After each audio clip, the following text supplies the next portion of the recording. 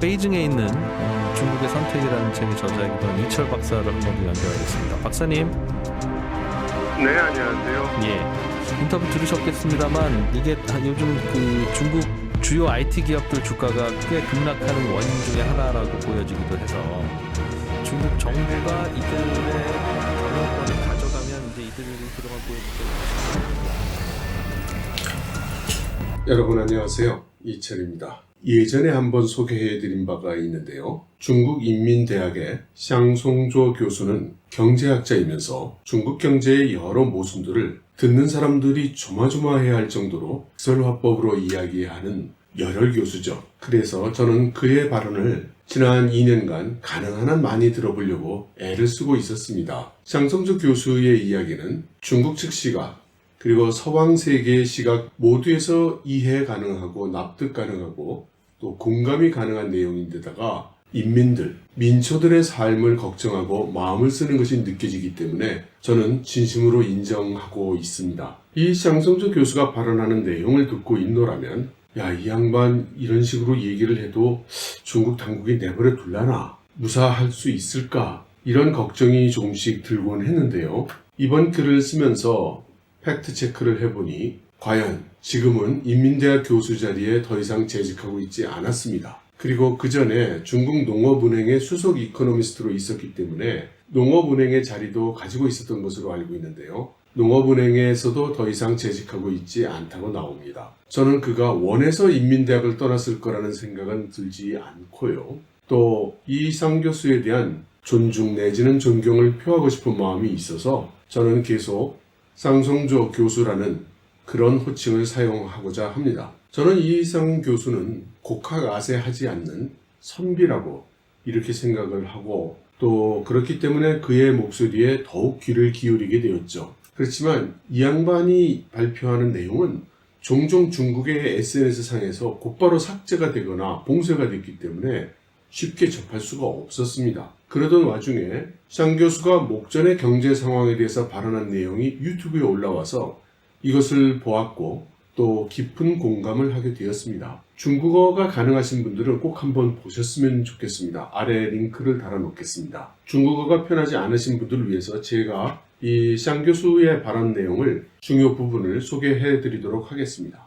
먼저 첫째, 현재 전 세계에 만연되어 있는 금융시장의 버블은 터질 것인가 또는 안 터질 것인가 이러한 질문인데요. 쌍송조 교수는 우선 이번 질병 사태로 인해서 주요 경제체들 미국, 중국, EU 모두 쇠락하고 있다는 점을 상기를 시킵니다. 경제는 움츠러들었는데 전 세계 증시, 특히 미국의 증시의 경우는 대폭 상승을 하고 있다는 거죠. 그래서 쌍송조는 이러한 주가 상승에는 커다란 버블이 내재하고 있다고 보는 것이고 미국의 여러 경제학자들도 이러한 현상에 대해서 경고를 했다고 이야기를 합니다. 지금 이렇게 상승하고 있는 각국의 주가가 유지될 수 있을 것인가? 한국의 경우도 증시가 전반적으로 상승되어 있죠. 만일 이 상승에 버블이 있다고 본다면 이 버블이 안 터지고 잘 견뎌낼 수 있을까? 결국 터진다면 언제 터질까? 이런 의문들이 떠오르게 되겠죠. 이러한 류의 질문에 대한 쌍송조의 대답은 아주 확고합니다. 이 버블은 필히 터진다는 겁니다. 그리고 비단 이 버블이 터질 뿐만 아니라 버블이 터지는 상황이 오게 되면 또 다른 금융위기를 초래할 수 있다고 이야기를 하고 그렇게 해서 오는 금융위기는 채무위기일 가능성이 크다고 이렇게 이야기를 합니다. 지금 각국이 화폐정책, 소위 통화완화 정책을 적극적으로 펴고 있는데 이것이 현재 위기를 극복할 수 있는가라는 이슈입니다. 쌍송조는 본인이 우려하는 대로 다음 금융위기가 닥친다면 그 영향은 심대할 것이라고 합니다. 그리고 무엇보다도 큰 문제가 세계 각국이 통화정책을 통해서 이번 경제위기를 극복하려 한다는 것이 걱정이 된다는 것이죠.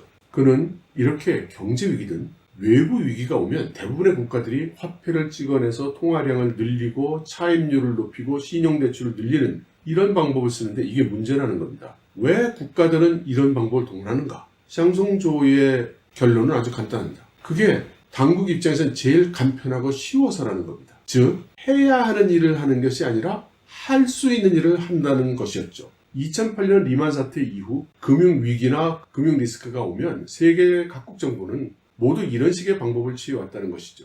그렇기 때문에 심지어 마이너스 금리의 통화정책까지 나타났다고 이야기를 합니다. 그렇지만 이런 식의 통화정책 만능주의는 근본적으로 원인을 해결하는 것이 아니었고 결코 좋은 결과를 가져오지 못했다고 이야기를 합니다. 또 사실 좋지 않다는 표현은 점잖은 표현이고 재난이라고 부를 만큼 나쁜 결과를 가져왔다고 샹송조는 말했죠. 그래서 샹송조 교수는 세계 각국 정부에서 만연한 화폐 만능주의, 통화정책 만능주의를 아주 큰 폐단으로 지적을 했습니다. 이런 과도한 통화 완화 또는 통화 증가는 실체 경제와 버추얼 경제 사이의 간격을 극대화하고 이것이 바로 화폐 정책 만능주의의 가장 큰 폐단이라고 이야기를 합니다. 심지어 버추얼 경제의 악성 팽창이다 이런 표현까지 했죠. 그는 작년인 2020년 8월 16일에 초스라는 중국의 잡지에 공산당의 정책을 많이 설명하는 잡지죠.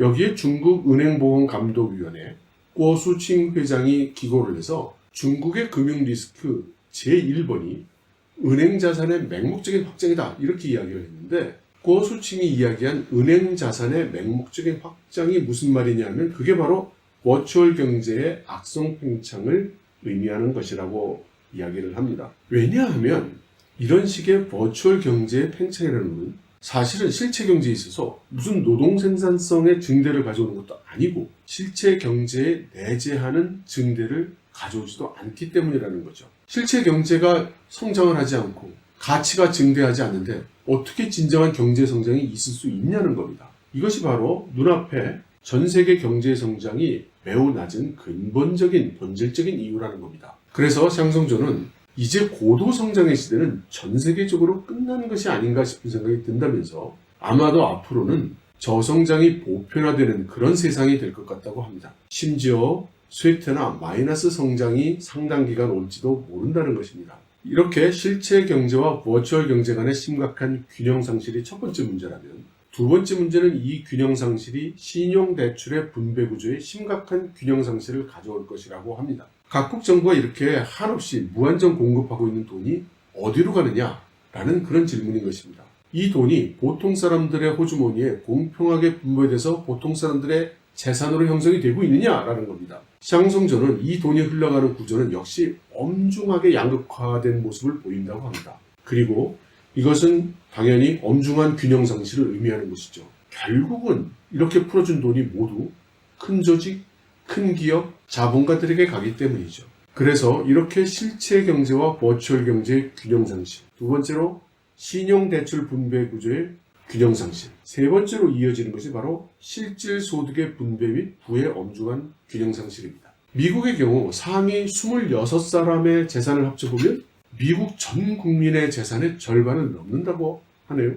그리고 이러한 양극화는 중국에도 존재하고 있다고 지적을 하고 있습니다. 이런 말을 하니까 자꾸 인터넷상에서 봉쇄가 되고 일자리를 잃는 거겠죠. 아무튼 샹송조 교수는 우리가 오늘날 대면하고 있는 이런 경제 문제들은 우리 인류가 모두 함께 필히 해결해야만 하는 엄중한 모순이라고 지적을 합니다. 구체적으로는 우리가 화폐주의, 통화주의를 근본적으로 폐기해야 한다고 이야기를 하고 보다 본질적으로 심층의 문제를 해결해야 한다는 것입니다. 유감스럽게도 샹송조 교수의 발언은 여기까지입니다. 그런데 여러분들 그 유튜브를 찾아가서 동영상을 확인해 보시면 샹송조 교수가 사실은 계속해서 발언하고 있다는 것을 알 수 있습니다. 아마 중국이라는 환경 특성상 주관하는 측에서 편집을 했을 것으로 저는 생각합니다. 엔지니어인 제 입장에서는 이런 샹송조 교수의 시각, 견해에 너무나 공감을 합니다. 이 양반이 내 속을 들여다봤나? 이런 생각이 들 정도고요. 제가 왜 굳이 제가 엔지니어라는 말을 하느냐면 샹송조 교수의 시각 기저에는 실물 중시, 하부 구조 중시, 그리고 그렇기 때문에 어찌 보면 사회주의적인 시각이 뿌리 깊게 자리하고 있다는 생각이 들고 그것이 필자의 엔지니어로서의 사고방식과 맥락이 닿는다는 생각이 들어서입니다. 즉 중국 지도부와 충돌하는 의견을 자주 표명하고 있는 것으로 보이는 샹송조 교수, 또 중국 당국에 그렇게 긍정적이지 않은 엔지니어인 필자의 경우는 사실 사상적으로 사회주의와 반대되는 대척점에 있다기보다는 엔지니어로서의 유물론적인 사고방식이 자리 잡고 있기 때문으로 다시 자각이 되기 때문입니다. 그리고 저의 이런 엔지니어적인 사고방식은 가끔 고객이나 높은 분들이 어떻게든 고쳐라, 돈 더 줄 테니까 되게 해놔, 뭐 이런 요청들을 하시는데 엔지니어 시각에서 보면 부자든 가난뱅이든 자동차의 키를 꽂고 돌렸을 때 시동이 걸리느냐 마느냐는 엔진과 자동차 상태에 달려있는 것이지 운전자가 누구냐, 성별, 연령, 국적, 사상, 종교와 관계가 없습니다. 그런 맥락에서 저는 이번 질병 사태로 인한 세계적인 문제, 세계적인 경제 문제는 당연히 질병 문제를 해결을 해야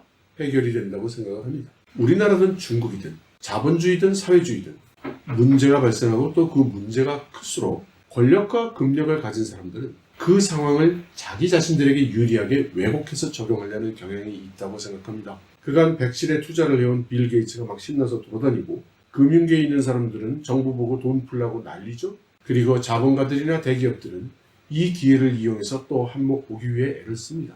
만일 국가 예산을 들여서 국민 한 사람 한 사람에게 똑같이 돈을 나눠준다고 해도 한 달 생활비도 되게 어려운 돈이죠.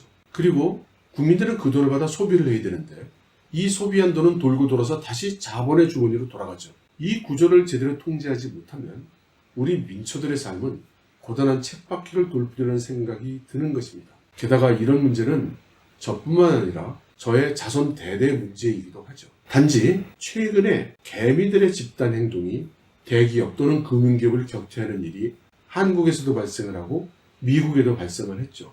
이것이 어떤 실마리가 될 수 있지는 않을까 하는 생각도 막연하나마 해봅니다. 과거에는 자본가라든가 대기업이라든가 권력의 힘이 움직일 때 개인 그리고 우리 같은 민초들은 방법이 없었습니다. 하지만 이제 한국 같은 경우 국민 대부분이 고등교육을 받고 IT는 생활화되어 있고 또 어떤 구독자분이 지적하신 대로 국민 대다수가 군대를 갔다 와서 여차하면 전투 및 전쟁 능력이 있다는 겁니다. 이런 조건 하에서 SNS나 인터넷 등을 통해서 집단 지성, 집단 행동을 하게 될 수 있는 이런 환경이 갖춰진 것은 적어도 개별적인 자본가, 개별적인 금융기업, 개별적인 대기업과는 맞설 수 있는 것이 아닌가 그런 생각이 얼핏 스치더라고요. 아직은 이런 경향이 확고하게 어떤 조류로 자리 잡았다고 이야기하기는 어렵지만 작은 희망의 불씨처럼도 여겨져서 앞으로 좀 보다 더 관심을 가지고 지켜보려고 하고 있습니다. 여러분, 저는 어제 여기 중국에서 시노백 백신을 1차 접종을 받았습니다. 아무런 변화가 없어서 이게 약효가 있는 건지 없는 건지 잘 모르겠네요. 한국에 계신 여러분들은 대다수가 아직 백신을 안 맞으셨을 것 같은데요. 모쪼록 건강하시고 파이팅 하시기 바랍니다. 여러분, 감사합니다.